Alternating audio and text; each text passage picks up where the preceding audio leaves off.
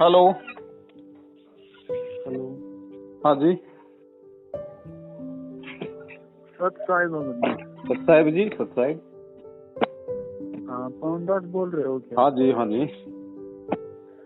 हाँ जी, एक शंका थी, आपसे पूछना था। कहाँ से बोल रहे हो भगत जी? मैं हरियाणा से बोल रहा हूँ, महेंद्रगढ़ डिस्ट्रिक्ट से। जी बोलिए। हाँ, तो मैंने लॉकडाउन के लिए नाम दिया था जी 24 मार्च को।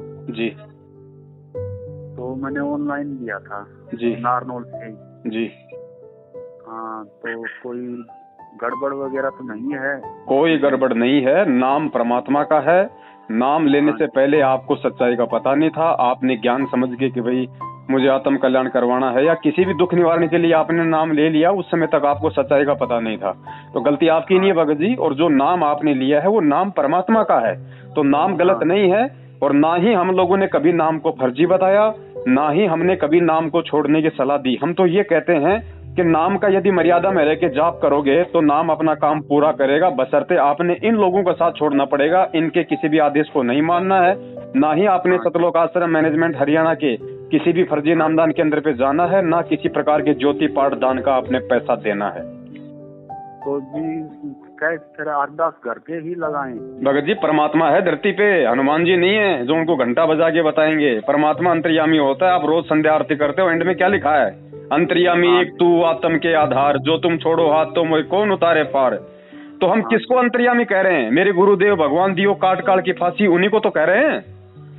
तो गुरु को यदि अंतर्यामी कह रहे हैं तो अंतर्यामी फिर हृदय से मानो भगत जी।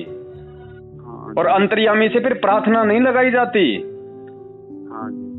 एक पंजाबी भाई का गाना है जिसमें वो बोल रहा है कि किस आगे कीजिए अरदास, सब कुछ जानदा।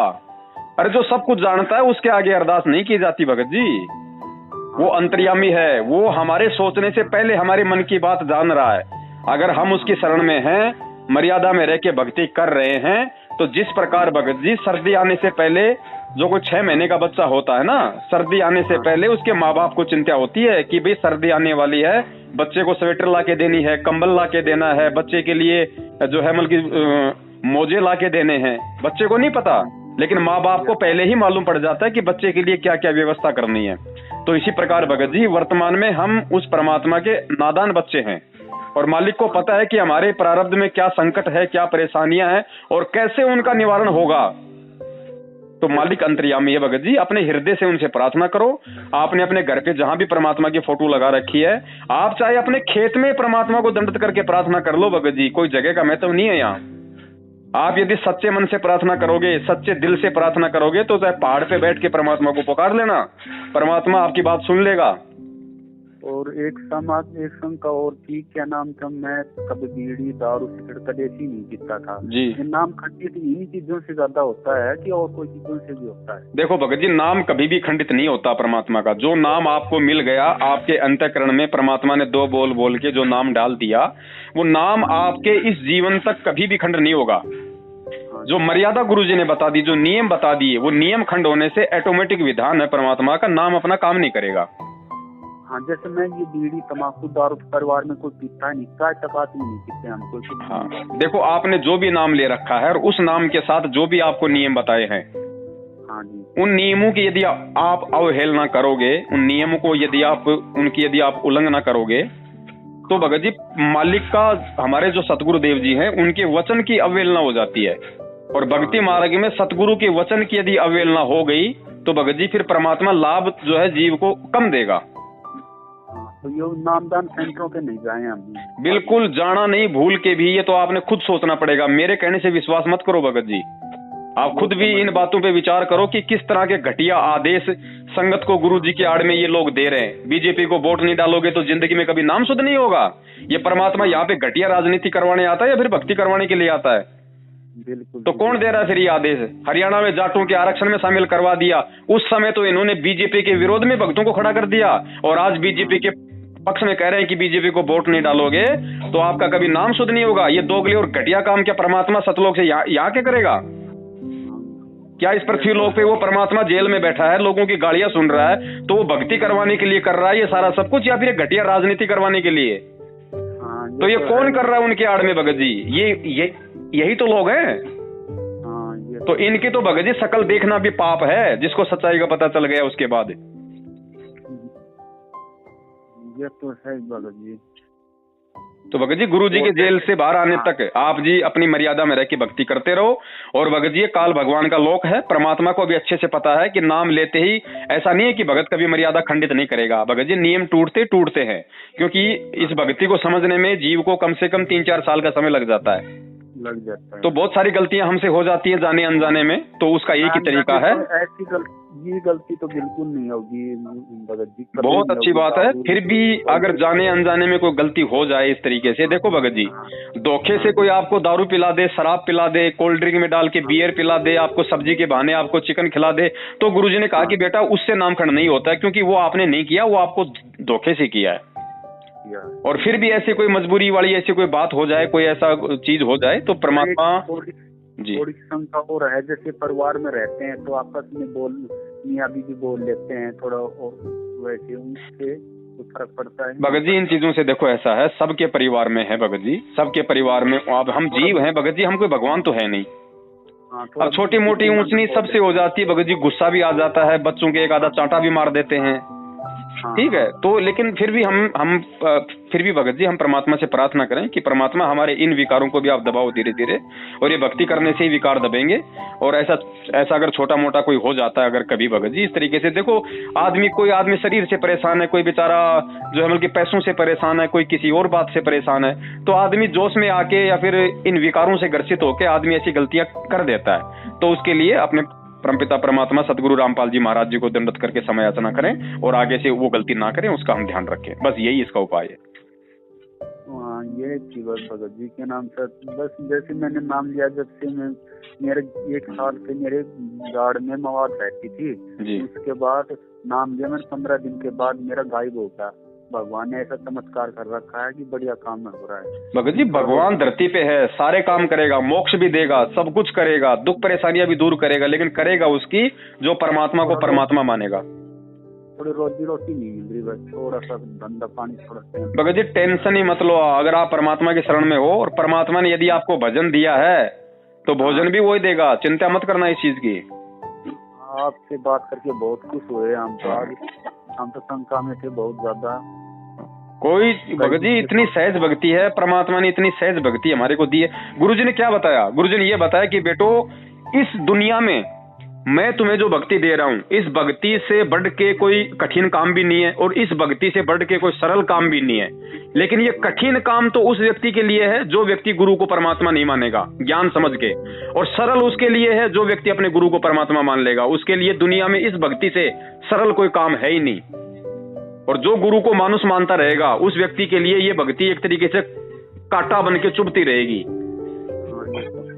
तो सब कुछ अपने परमात्मा को समर्पित कर दो भगत जी। मालिक कहते हैं जब शीश दिया गुरुदेव को तो सोचने वाली क्या बात है भाई। जब ओखड़ी में मुंह दे दिया तो मूसल से क्या डरना।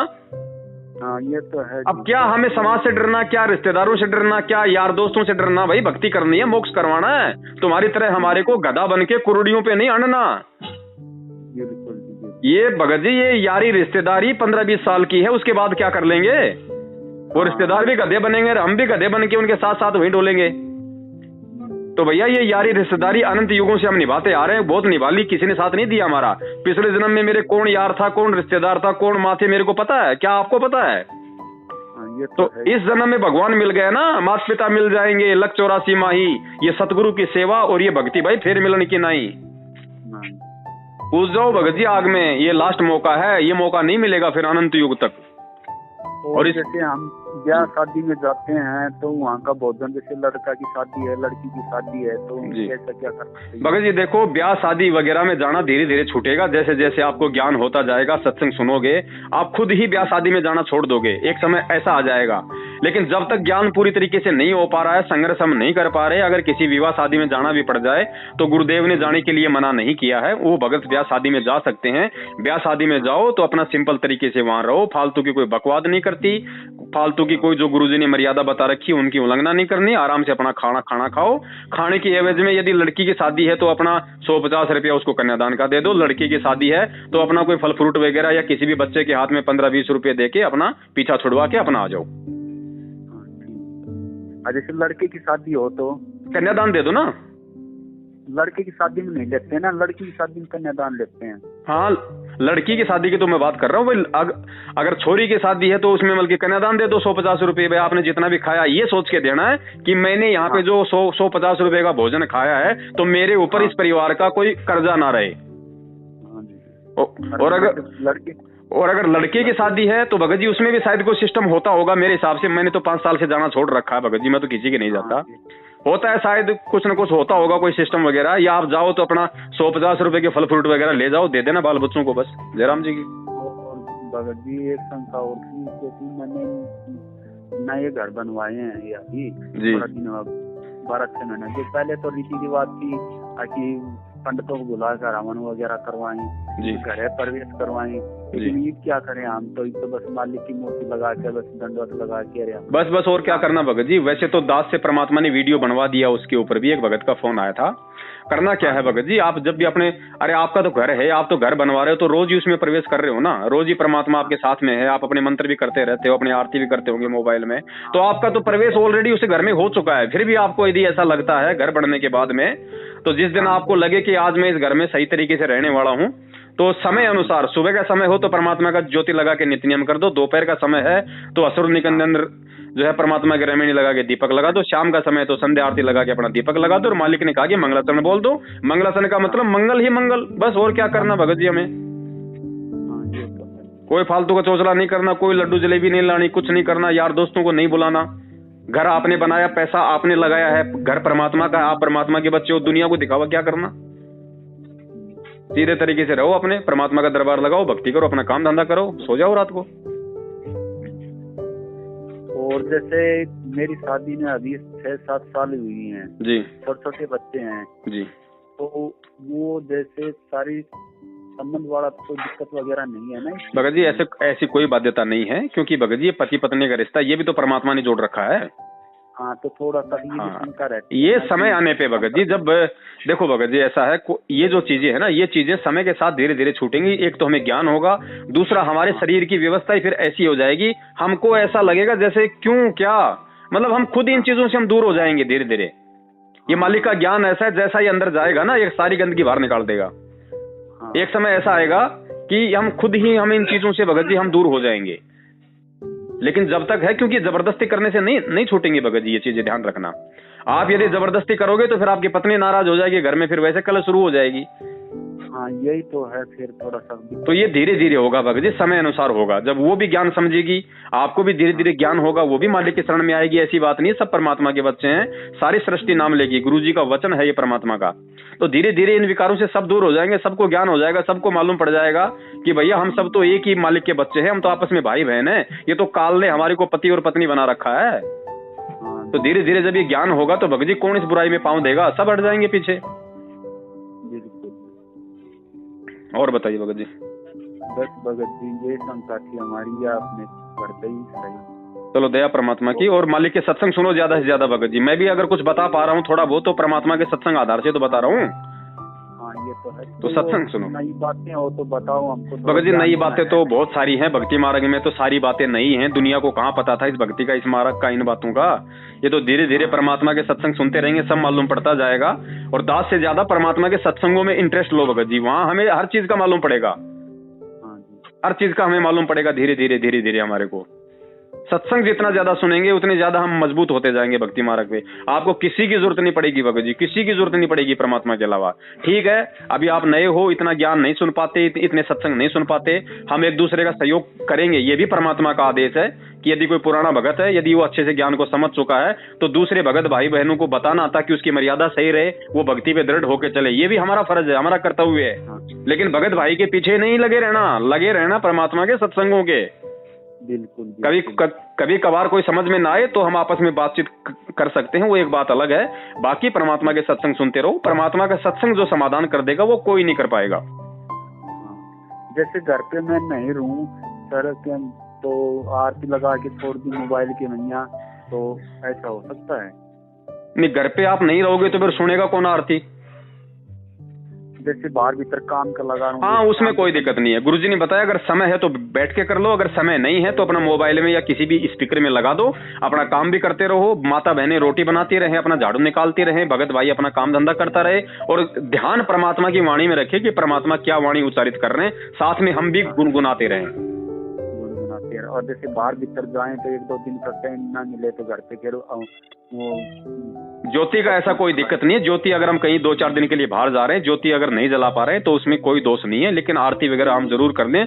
जैसे भी समय लगे, रात को सोते समय कर लो, रास्ते में कर लो, आते जाते कर लो, मोबाइल में लीड लगा के कर लो, कानों में कैसे भी कर लो। मंत्र और आरती तो अपने अपन कहीं भी कर सकते हैं। ज्योति अगर लगाने की व्यवस्था नहीं है तो उसमें कोई दोष नहीं है भगत जी। हम परमात्मा को दंडवत करके समय याचना कर लें कि परमात्मा आपका दास जो है बल्कि मजबूर था, ज्योति वगैरह नहीं लग पाई, परमात्मा दास को क्षमा करना, बस। ठीक है बड़े भाई, ठीक है। हाँ, सत साहिब, जय हो बंदी छोड़ के।